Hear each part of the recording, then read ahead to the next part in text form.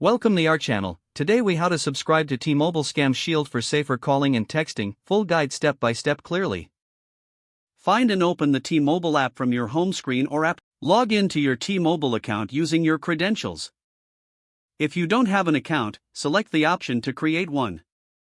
Once logged in, navigate to the account section. Look for the Scam Shield feature in the menu. Tap on it to access the Scam Shield settings. You will see options to enable and customize Scam Shield features. Choose to enable Scam Block to automatically block suspected scam calls. Next, consider activating Scam ID to identify potential scam calls before they ring. Review the settings and make adjustments based on your preferences. If prompted, grant necessary permissions for call identification features. After customizing your settings, confirm your choices by hitting the Save button. To test if Scam Shield is working, receive a call from an unknown number. Look for Scam ID to display on the caller ID if marked as a potential scam. Feel free to revisit the settings anytime to refine your preferences. Now your T-Mobile Scam Shield is activated for safer calling and texting. Enjoy enhanced protection against unwanted spam and scam calls.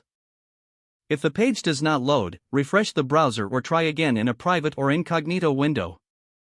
Make sure you are using the correct email address, then retype it carefully to avoid small typos. If your password is not accepted, use the reset option and create a new strong password you can remember. Check your spam folder for verification or security emails, then complete any requested confirmation steps. Enable two-factor authentication if available to improve account security and reduce unauthorized access risk. After signing in, review your profile details so your contact information and settings are accurate and current.